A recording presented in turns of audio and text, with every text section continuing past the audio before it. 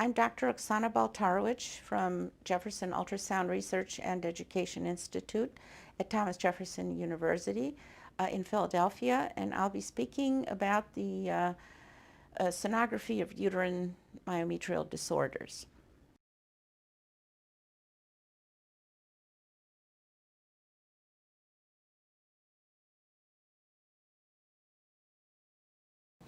The objectives of this talk are for you to be able to list the sonographic findings suggestive of adenomyosis, to explain the common sonographic manifestations of uterine myomata, and to describe mechanisms for uncommon sonographic presentations of uterine myomata. First of all, let's start by reviewing the layers of the myometrium. The highest echogenicity is that of the endometrium.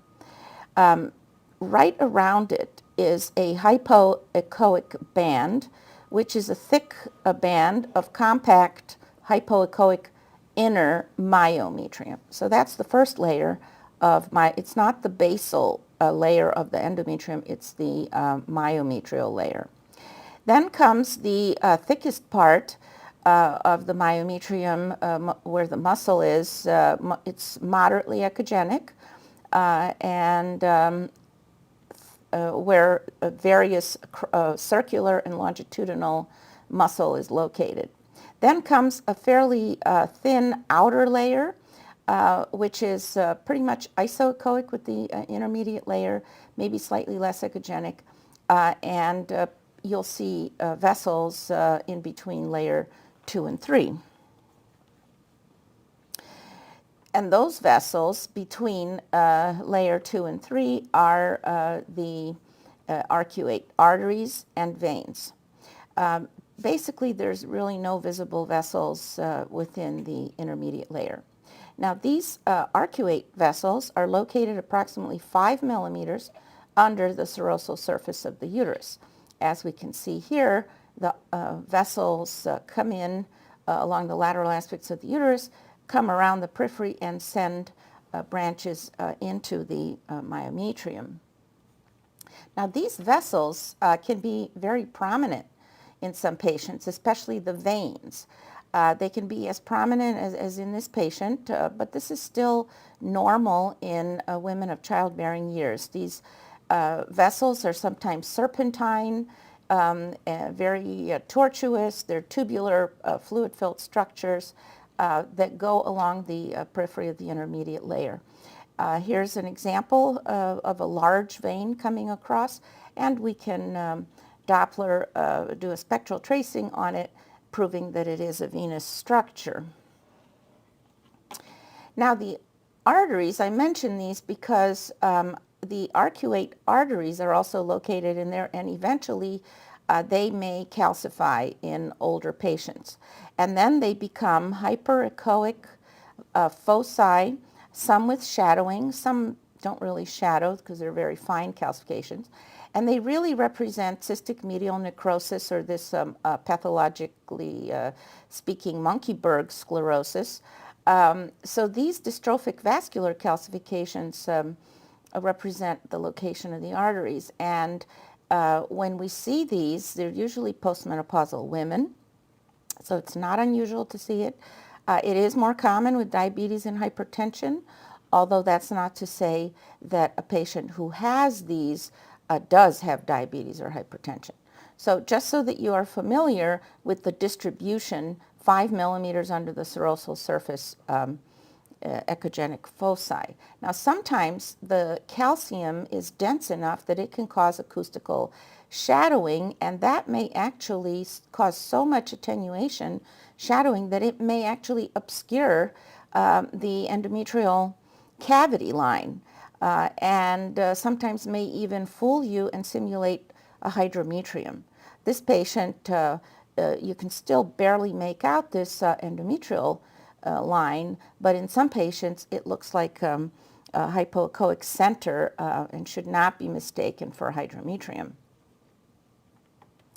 Another little technical point about the myometrium is that sometimes you will see increased echogenicity within the myometrium, but you should make note, is it behind secretory endometrium? So when the secretory phase is present, these little glands fill with mucus. There's increased water content that then increases sound transmission and may make this posterior myometrium look hyperechoic. So that's just an artifact and should not be taken for pathology. We have little tiny so-called myometrial ditzels, the little tiny abnormalities in the myometrium, which really are clinically insignificant. Some of them have some pathologic significance, but you may see tiny punctate echodensities throughout the various layers of the myometrium.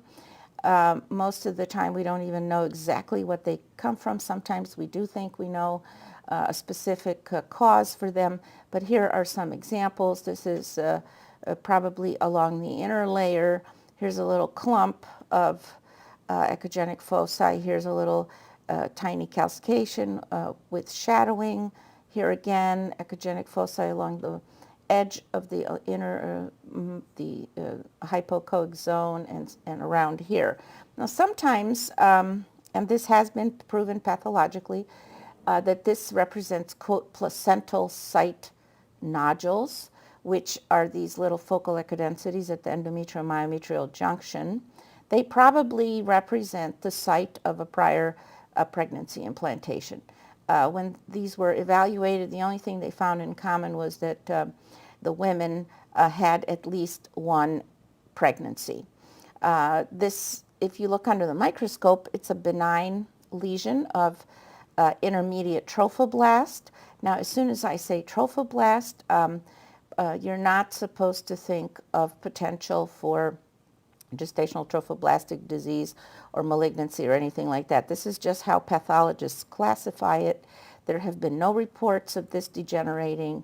Microscopically, they are well circumscribed nodules, and that's why we call them ditzels, because it's just a little collection of things. Sometimes these little ditzels are actually small fibroids, and these three examples here of old calcified involuted fibroids common in postmenopausal women. We can see scars. The first three here are representatives of cesarean section scars. That's in the lower uterine segment. Often you can see a puckering of the anterior contour and associated with some type of triangular defect. In this case, it's echogenic. In this case, possibly calcified. And here is a small cystic changes. So you will see a variety of appearances, sometimes just a fluid-filled cavity. One should pay attention to the thickness of the covering myometrium. If you see that it's extremely thin, that would be worth reporting to the clinician. And this is the site where ectopic pregnancies sometimes like to set up households. So that covering of myometrium, if it's extremely thin, that could be the site of a dehiscence. Here is another myometrial scar. This woman had a myomectomy, had a hysteroscopic removal of a fibroid, and an area, a small little scar calcified in her uterus. Here's a sonohysterogram that shows us filling of a myomectomy defect, sort of almost a diverticulum that comes off of the endometrial cavity. This has been described in the literature. Here's another patient who had had a surgical myomectomy and developed a hematoma and eventually an area of scarring within the myometrium. By the way, there have been reports of ectopic pregnancies establishing implantation in some of these sites as well. We used to think that it was impossible to have a pregnancy within the myometrium, but now with all these surgical procedures, it is actually possible. Now, sometimes the clinician may ask us to evaluate the uterus prior to endometrial ablation. what they're asking us to do is to comment on the myometrial thickness. They would like to have, or they need to have, more than 10 millimeter thickness of myometrium. So they're going to ask us to measure the thinnest myometrium, because if the myometrium is too thin, they will not be able to do the procedure. Because as they go into the endometrial cavity and wave around their instrument, which could be a number of different ways. It could be a laser beam. They can use thermal destruction, electrical destruction, freezing, microwaving of the endometrium. So whatever they use, that can actually penetrate, heat, or damage something beyond and cause further problems. So they want to have a nice thick covering of myometrium. So our job will be to measure the thinnest parts, not the thickest. So here would be the thinnest, not this thick part. Also make note of scars. So if there's a C-section scar, they will not be able to do that because of penetrating damage. A major area of abnormality in the uterus is adenomyosis. So I'd like to address this at this time. This is a common gynecologic disorder that affects premenopausal women. Usually these women are over 30 years of age. They've had pregnancies. Sometimes they're postmenopausal women. And the symptoms are variable, which include menorrhagia, dysmenorrhea, dyspareunia, pelvic tenderness, sometimes extremely serious to the point of being debilitating, that during the menstrual cycle the woman is incapacitated for a couple days and almost can't work. So it is a serious condition for some, and the prevalence varies. You can find different series. Look at this range. They range on surgical series from 5 to 70%, post-mortem series 10 to 50%. When you look at pathologic specimens, very often there will be a line saying adenomyosis present. So it can be present in small amounts or larger amounts. It's quite prevalent. It's a difficult diagnosis for us to make. It's an underdiagnosed condition in women. We are more and more aware of this and looking for better ways of diagnosing this. Years ago, this was not even a sonographic diagnosis until we developed better equipment, higher frequency, higher resolution, transvaginal scanning. We were able to start seeing things. And you always have to remember that you see what you know. So once we knew about it, we start looking for it. It is operator dependent. You have to do careful, meticulous scanning and using higher resolution. MRI has helped a lot in this diagnosis and certainly is a way to correlate and also heightened awareness among patients, clinicians, and diagnostic imagers. What is this adenomyosis? Well, this is actually ectopic endometrial glands and stroma that has gone backward into the myometrium, and as it has developed a focal site, it also has surrounding smooth muscle hyperplasia or hypertrophy around it. So there's two things that go with it. It's glands and stroma, and it's in the myometrium, so it's a focus of adenomyosis with adjacent smooth muscle hyperplasia hypertrophy. This can be in a diffuse form of foci scattered throughout the myometrium, and it can also be a focal, localized nodular aggregate that's called a focal adenomyoma. Sonographically, we're going to be looking for small echogenic foci islands, collections of heterotopic endometrial glands and stroma surrounded by this smooth muscle hyperplasia. And there are variable findings from solid to cystic areas, and we'll go through these. First of all, we may see asymmetrical wall thickening. And here we have a much thicker posterior wall than an anterior wall. Also notice that we have a fairly globular shaped uterus. This is the corresponding MRI scan, which shows us this markedly thickened posterior wall, these small little fluid areas, areas of bleeding. If you look carefully, you probably will see that there are little collections in this wall to correlate with the MRI. Another finding is heterogeneity. The echotexture of the myometrium is no longer homogeneous, but becomes more coarse. Here's another one that's globular, posterior wall is thick, but also notice this heterogeneity in the wall. The endometrial myometrial border may become indistinct to the point where you don't know where to measure it. Is this the endometrium? Should you measure it here? Should you measure it here? Where does it end exactly?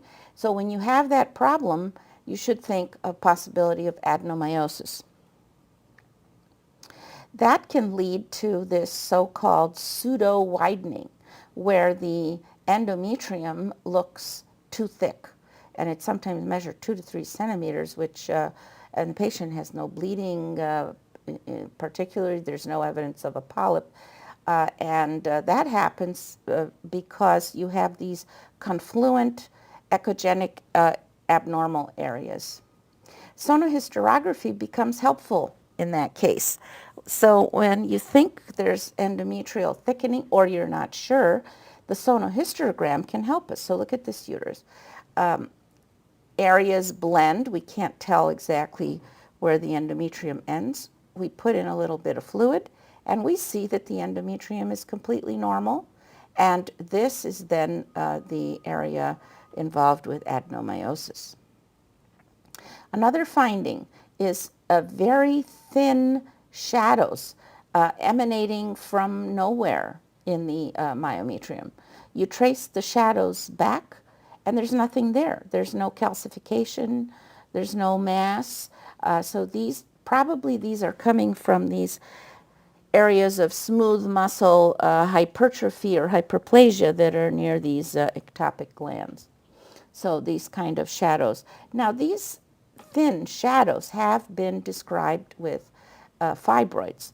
So it's also possible you have to stand back and see, is this coming from a mass, a rounded area as it was in this large fibroid, or is this coming just from the wall with no evidence of a mass effect? Okay, another manifestation would be seeing subendometrial echogenic linear structures emanating out from the endometrium into the myometrium. Here, for example. So this is a track of adenomyosis going into the myometrium. Here, another representation. This patient had a lot of pain, and here she actually had 2 small tracts that we could find. Sometimes it's just rounded areas, these sort of hyperechoic echogenic type of nodules. You can imagine that that's a pocket of blood or endometrium in the wall. And multiple small hyperechoic kind of nodular distribution is another finding of adenomyosis. And notice here you're having difficulty delineating exactly where the endometrium is. Another not that well described finding is seeing through transmission, increased sound transmission. There are areas of shadowing, but sometimes you'll see hyperechoic kind of, these are actually reverberations, probably from a little cystic fluid area of bleeding in the myometrium. So that then leads us to subendometrial cysts. There can be actual cysts formed, and some papers in the literature have described that these are not visible until menses commences, and once the woman bleeds, then they turn cystic when fluid gets into them, or blood. So that's a clue. So those are subendometrial, and here are myometrial cysts.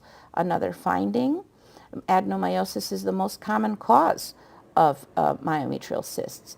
Other findings in this patient: thickened posterior, in this case anterior wall, sorry, this is a retroverted uterus. So you have thickened wall, you have cystic changes, you have thin pencil-like shadows radiating, and a fairly globular appearance to this uterus.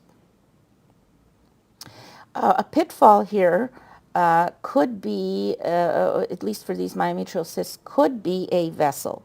So in this case, it looks like a cyst, but remember, everything has to be confirmed in a 90-degree projection, and this is a patient I showed you earlier that has a huge arcuate vein underneath the outer layer. Here's a sonohysterogram where we actually filled a small cavity. At the beginning of the examination, there was no cystic change here at all. And as we introduced some fluid, eventually this area filled out. So this is filling of this, there are cracks, so-called cracks in the myometrium, which were coined in an article that we had in 2009 showing that there are connections from the endometrium filling into these spaces. Also notice there are other changes of adenomyosis: thickened wall, shadowing from thin shadows emanating from the myometrium. The focal form of adenomyosis is an adenomyoma, which is this nodular aggregate of abnormality of adenomyosis. These should be differentiated from leiomyomas. They have ill-defined borders. They lack edge shadows because they're actually just abnormal tissue. They can be elliptical. They have very minimal mass effect. They do not calcify, and they have vessels coursing through them. That is in contrast to the myoma, which forms in the myometrium and pushes the normal myometrium around it. So I've contrasted this for you here. This is the features of adenomyomas, and here's a feature of leiomyomas. So the adenomyoma has poorly defined margins because it just blends with the myometrium, whereas the fibroid is rounded and has borders.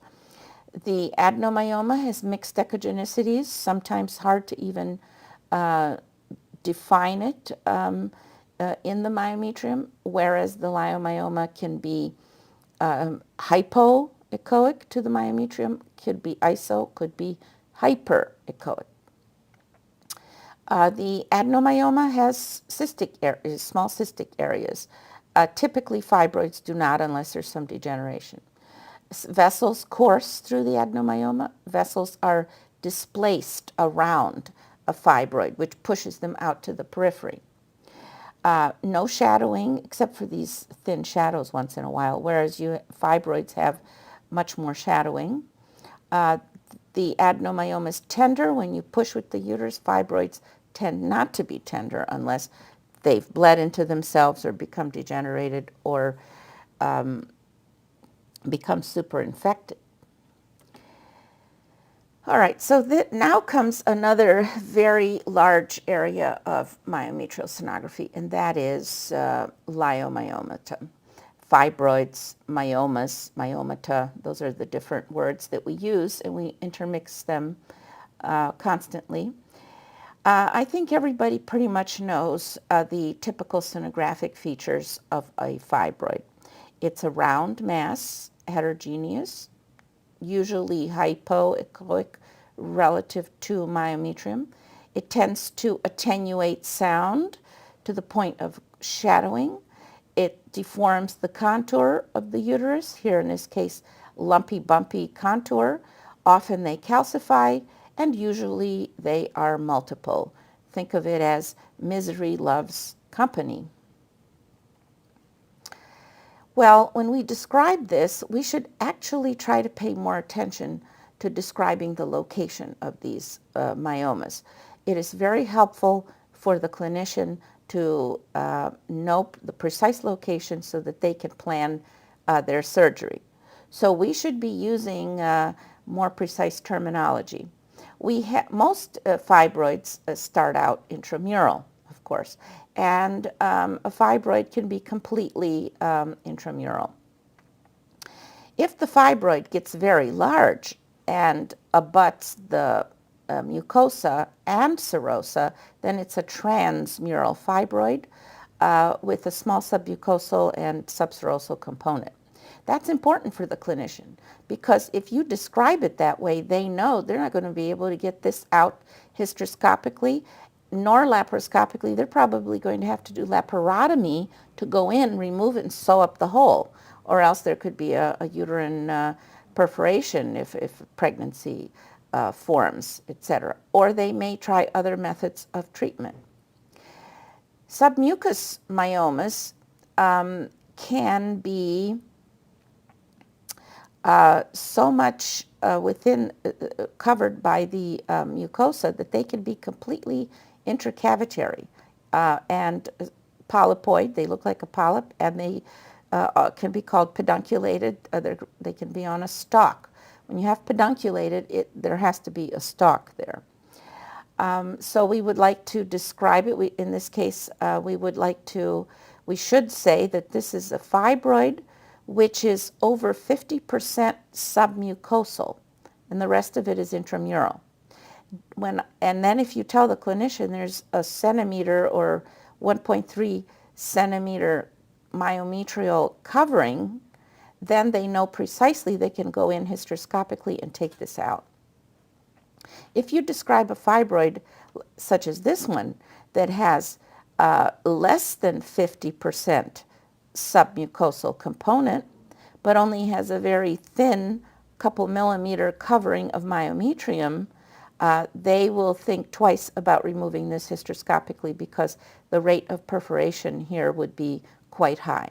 They may want to use ultrasound during the procedure or may attempt something else, another therapy. Here are subserosal fibroids. So here's a fibroid that is more than 50% subserosal.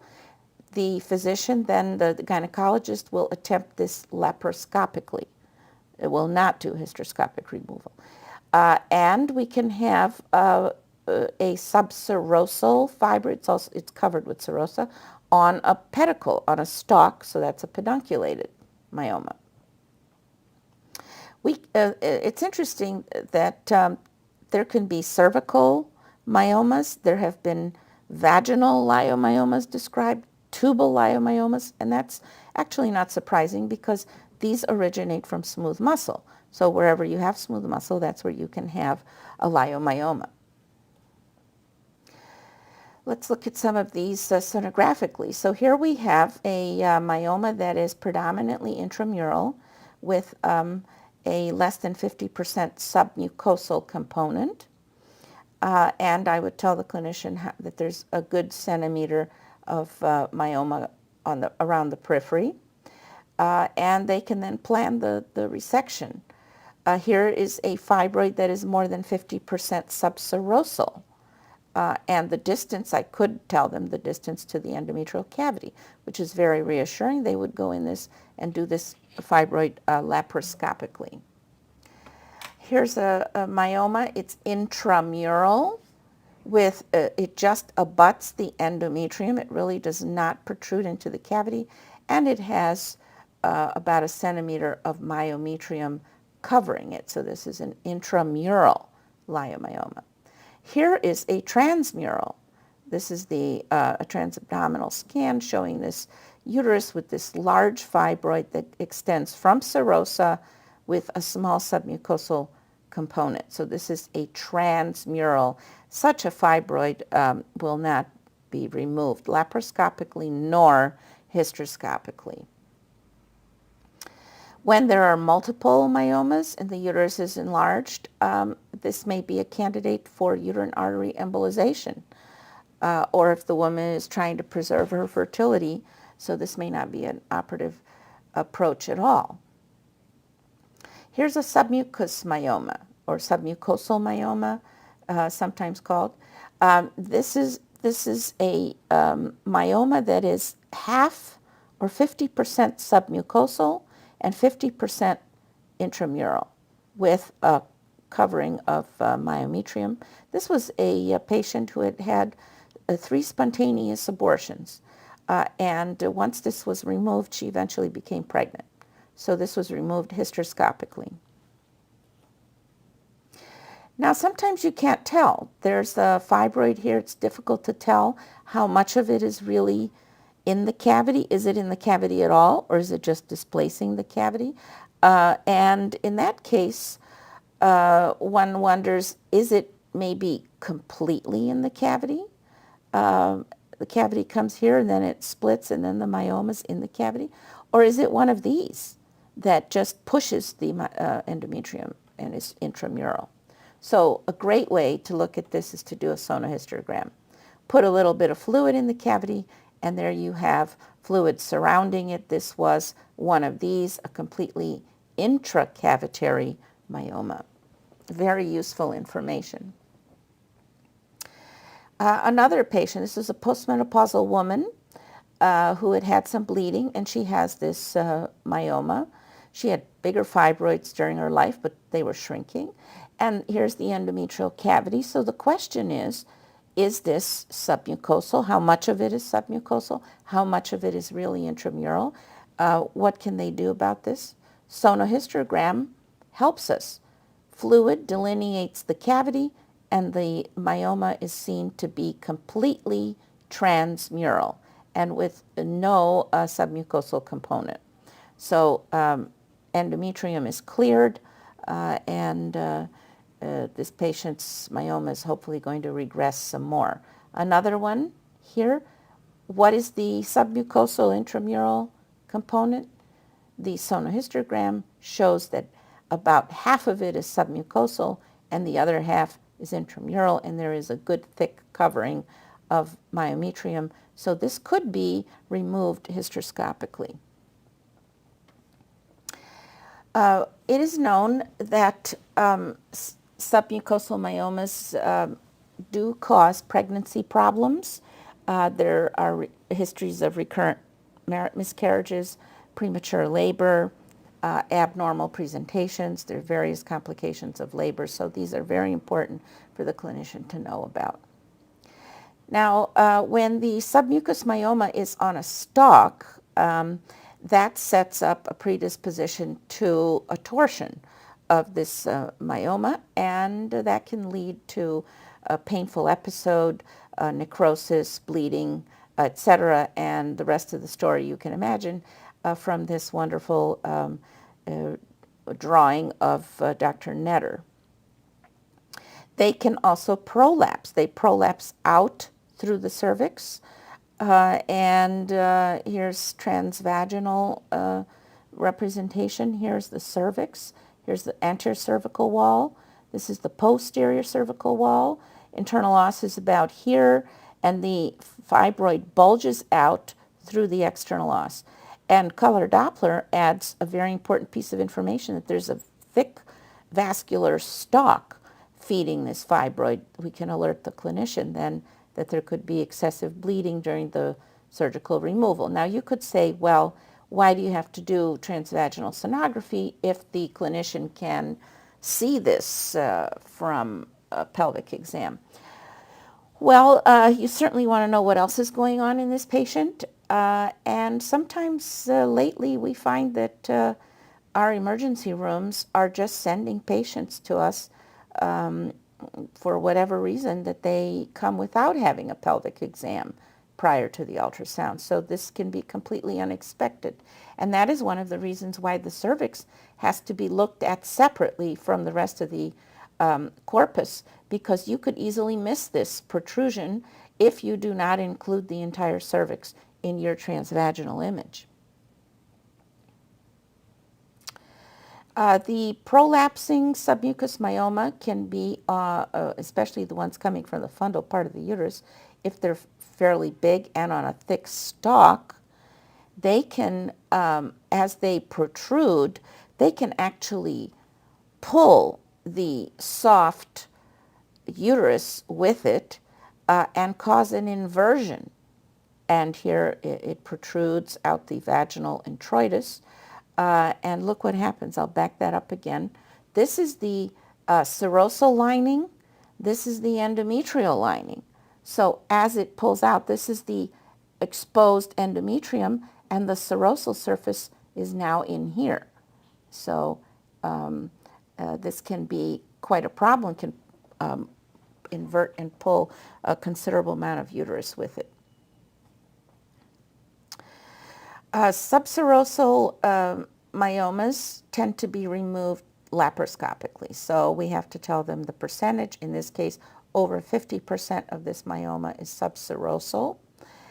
In this case here, it protrudes from the entire lateral wall. And one would have to think about this, how much of the wall would be exposed if this was removed. Perhaps this has to be converted into a laparotomy for surgical removal. When a subserosal myoma becomes very large, usually about over 8 centimeters in size, then it's usually removed by laparotomy.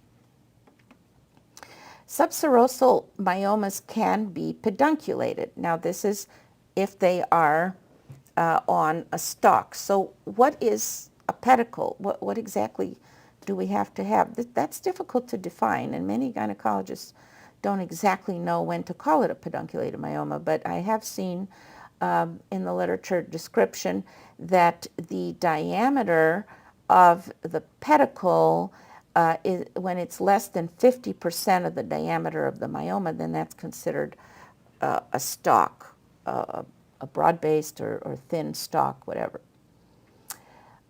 This patient, these patients with these pedunculated myomas are considered not good candidates for uterine artery embolizations because they then may necrose and slough off the uterus and cause abdominal symptoms. Now, another problem with these is that if you do transvaginal sonography alone, you may only include the entire uterus but cut off this large mass that's protruding from the fundus. So that's a pitfall of transvaginal sonography, such as here. Here we fit in the uterus, pretty much, not even the cervix, but there was a pedunculated myoma here attached. It was completely cut off the image. So if one has the transabdominal image first, it is very helpful then with your transvaginal exam. Now some of these pedicles, these stalks, can be very thin and long. Years ago, and this is many years ago, in the days of static scanning, and I often like to throw in a static scan just to remind us of the history of ultrasound, how far we've come with our technology. But this woman had a mass that wandered around her abdomen and pelvis. It was a solid mass that kept moving around. And one day she developed severe pain. They opened her up. It was a torsed pedunculated myoma on a very long stalk. So one day it just twisted somehow on its pedicle and necrosed. So this was kind of a wandering myoma, kind of similar to a wandering spleen, if you've ever heard of those. Now, the diagnosis of pedunculated myoma has to be made with caution because this is a solid mass adjacent to the uterus, and it could be an ovarian tumor. So it is crucial before we call a pedunculated myoma to find a separate ovary. Once we do this, we can then study the relationship of this solid mass to the uterus. One thing is to look for feeding vessels. The vessels coming through the stalk, these can be confirmed with color. Here in this case, this was the uterus. This is a pedunculated myoma. There was a separate ovary, and now we confirm that the blood supply to this mass is coming from the uterus. Masses are, if you don't know an origin of a mass, it's very helpful many times to find what vessel is feeding it, and that helps you sometimes define the origin. We know this from CT, for example. If there's a pelvic mass, and we can trace the gonadal vessel, the ovarian vessels to that mass, then it's most likely of ovarian origin. It's a fairly good assessment. So in this case, we have vessels crossing through that vascular stalk, which then sets it up for possibility of a torsion. So if a patient has a known myoma and then one day comes in with severe pain, certainly you have to think of torsion. This lady came in with pain and didn't know she had one, but this is a solid mass, very solid, intimately related to the uterine wall. Ovaries were separate.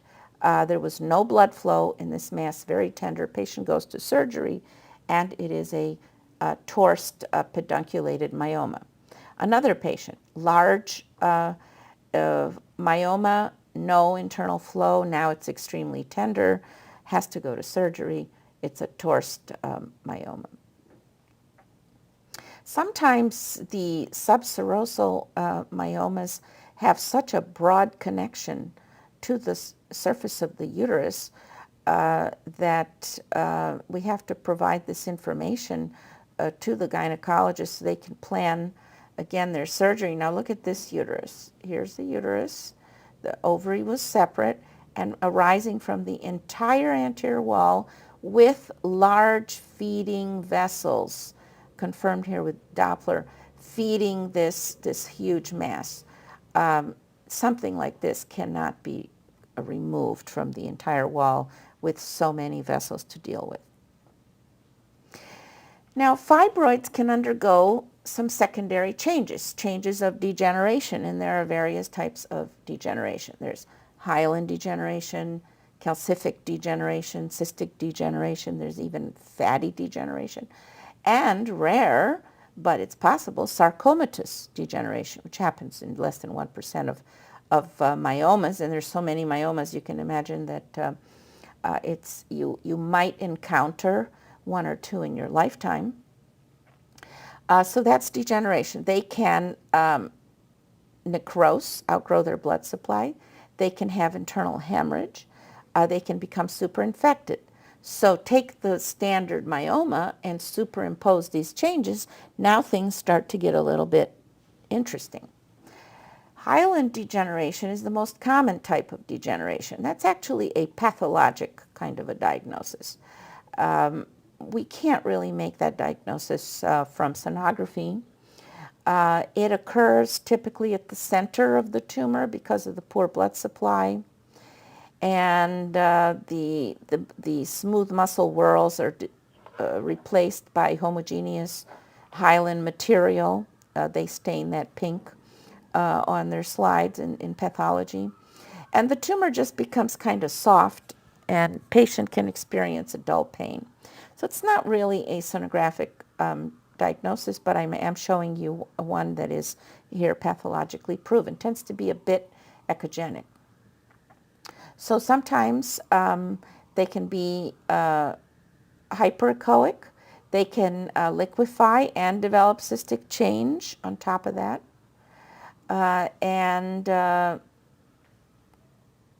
Basically are removed only based on symptoms. Now, calcific degeneration is the it's a late result of vascular impairment. The fibroid becomes calcified and slowly involutes, and here are some different patterns. Here's kind of a peripheral calcification with a lot of attenuation. Here's sort of a tip of the iceberg appearance where you only see the top part with dense, strong shadowing, very few reverberations. And here a speckled kind of a pattern, the pattern of the so-called popcorn calcification. Cystic degeneration obviously shows a cystic change, again, the result of outgrowing a blood supply. And this can be a mimicker of a number of things. In this case, there was a pregnancy, and we thought there was a twin pregnancy, but it turned out that this was a cystic degeneration in a myoma, which fooled us. There's fatty degeneration. Fat is hyperechoic on sonography, and here's a couple examples of a hyperechoic change with acoustical shadowing, at least in that case. Now, There are a few types of fatty tumors in the uterus, so I want to just quickly talk about these for a second. When you see a hyperechoic mass, and you can prove it on CT that it's fat, this could be fatty degeneration in a myoma. It could be a so-called lipoleiomyoma with lipo and myo elements. It could be an actual pure lipoma. Could be a fibromyolipoma with fibrous myo and lipo elements, and myolipoma, any kind of combination that you can think of with the lipoma. A lipoleiomyoma is a rare benign tumor that contains fat. It's usually asymptomatic. It's not a surgical lesion. It does not degenerate into anything sarcomatous. It has mixtures of fat, smooth muscle, and fibrous tissue. It's highly echogenic. It attenuates sound. It kind of reminds you of what a dermoid looks like. Also reminds you of what an AML looks like in the kidney, angiomyolipoma, because that has fat in it. So there's fat with attenuation. And you can confirm this with CT or MR, and it's a benign condition, does not need to be removed. The only thing is you have to be sure that that's actually in the uterus and not, for example, an adnexal mass such as a dermoid. Here are a couple more examples. Hyperechoic mass with areas of sound attenuation. Here's another one, homogeneous hyperechoic with sound attenuation. Hyperechoic mass, here's a more complicated one, more mixed kind of a pattern, probably has more myomatous and fibrous kind of elements inside.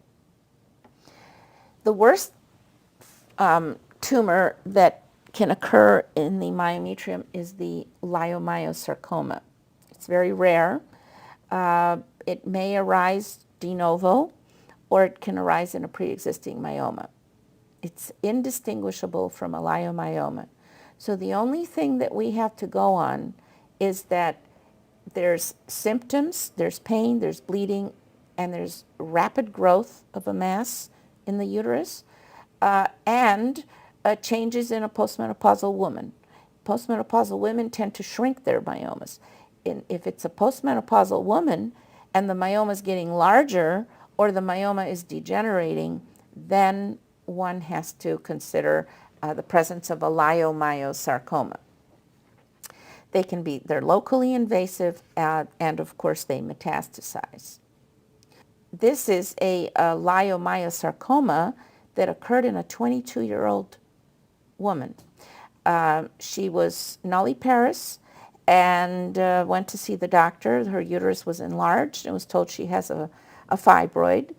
She was not followed, and the fibroid kept growing and growing, and eventually she came back. Diagnosis was made of a leiomyosarcoma. This is more typical of the presentation, a 68-year-old postmenopausal woman with a kind of a mixed pattern of a fibroid that was enlarging. Close follow-up is very important in these patients. Another example here, this was a 60-some-year-old woman with bleeding and a very heterogeneous kind of mass, cystic and solid elements in the myometrium, invading now the endometrium, and this was a leiomyosarcoma. This is in the differential endometrial sarcoma.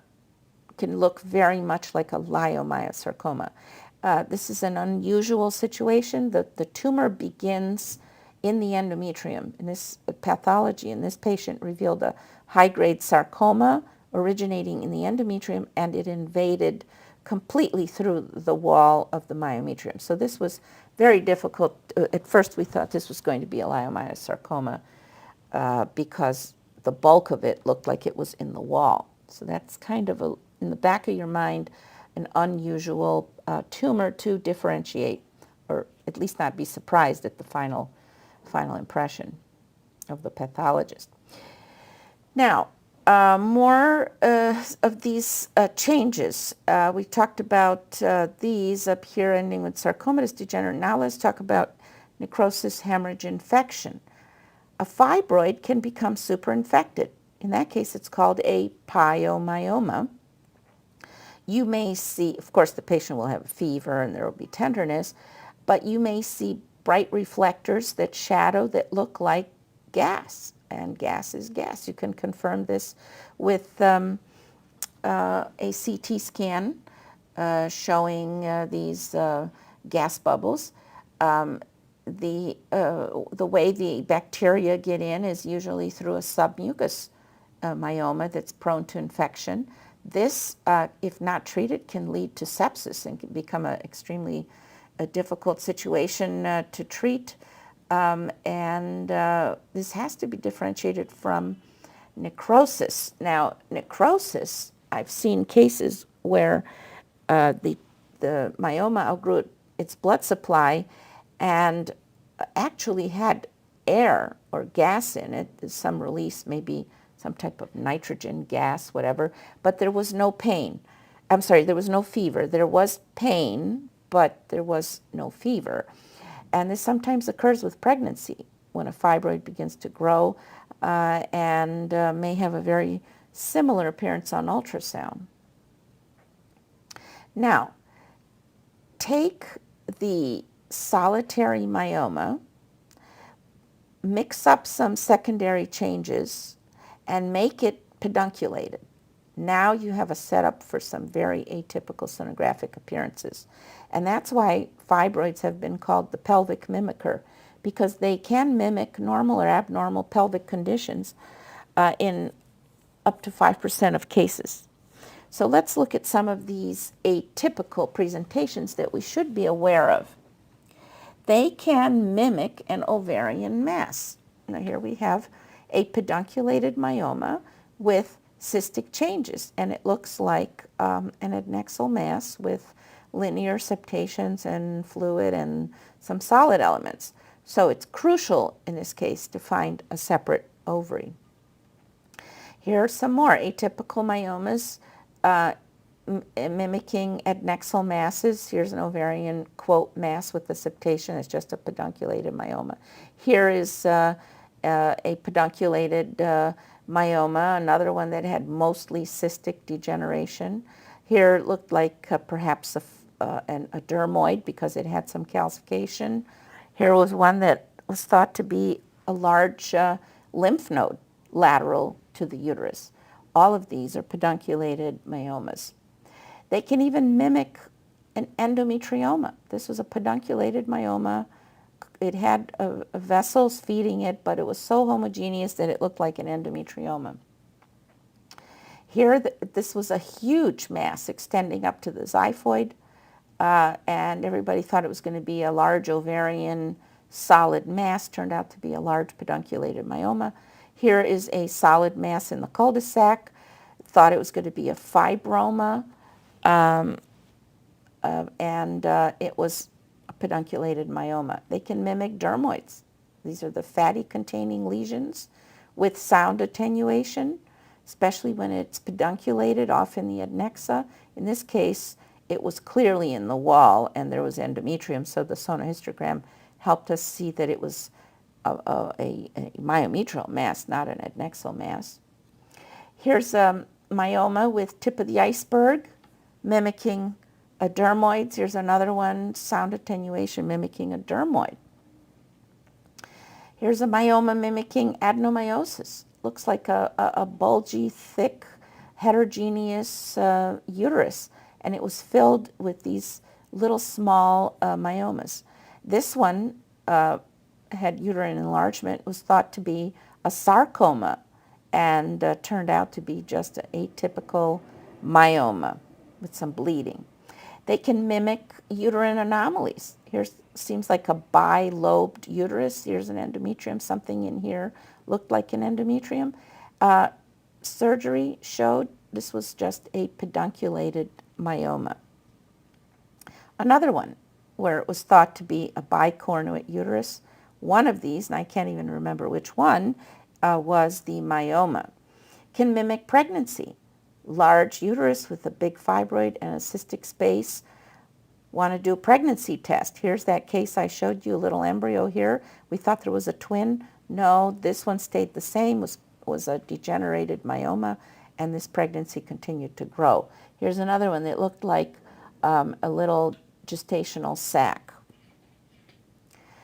They can mimic ectopic pregnancies. Now here are two different cases, both of which mimicked ectopics. In the adnexa, there was a mass with a hyperechoic rim and something that possibly looked like an embryo inside, except that the vascular pedicle sign showed up here, that we have the vascular pedicle feeding the mass instead of a sort of ring of fire around the mass. And the pregnancy test was negative. This was a myoma, partially pedunculated. Now here was another case, completely separate individual having a very similar appearance. The pregnancy test is negative. This was not a cornual ectopic, which it simulated, but it was just a degenerated myoma. They can mimic fetal heads. This is always fun when you find a fetus inside the uterus and then you see something that looks like a calcified head and you study it and it's actually within the myometrium. And there's no body to go with it. There's no spine. Here in this patient, it bulges out. These are calcified myomas and not some weird type of demised fetus. A couple other things at the end here. Uterine arteriovenous malformation, that occurs in the myometrium. This is a rare vascular lesion. It's a vascular plexus of arteries and veins with some arteriovenous shunting. There's no intervening capillary network, so the blood goes directly from an artery into a vein. This can happen after some type of trauma, surgery, after a pregnancy, after an abortion, a D&C. So most of them are acquired. A few of them could be congenital. These patients have abnormal heavy bleeding to the point where about 30% of them require transfusions. Now you have to make the diagnosis cautiously because if you make this diagnosis, D&C is not indicated because that in itself could cause massive hemorrhage. So surgery would not be the approach. It's a conservative management of this and nowadays can be even embolized in interventional radiology. So what could we see with ultrasound? Well, the findings are not always specific. Usually you'll see some kind of inhomogeneity in the uterus. Sometimes you may recognize tortuous, tubular, serpiginous kind of structures. Turn on the color Doppler and you see lighting up and a very hypervascular area in the uterus. And you take a tracing with spectral Doppler, and that shows us high velocity but very low resistance waveform. So you have this venous flow, continuous, and you have these little superimposed arterial peaks. The color is intense. There's a mosaic pattern with aliasing, and one should attempt to take a peak systolic velocity. Now, this can mimic retained products of conception. It can mimic abnormal placentation, and gestational trophoblastic disease is in the differential. These patients, so of course a beta would be indicated, a beta HCG level. Now, what about differentiating it from a retained product of conception? Now, that's difficult. There is some information in the literature that tells us that if you do a peak systolic velocity on these vessels, and if it's low, less than 40 centimeters per second, then these are reportedly not requiring any kind of therapy. This is these regress spontaneously. But if you get very high velocity flow, then these are the real arteriovenous malformations that may require treatment, especially if they're bleeding. So I hope that I've given you a spectrum of various myometrial disorders especially focusing on adenomyosis and unusual manifestations of uterine fibroids. Hopefully this will improve your diagnostic accuracy and lead to the correct diagnosis and subsequently the proper management of your patient. Thank you for your attention.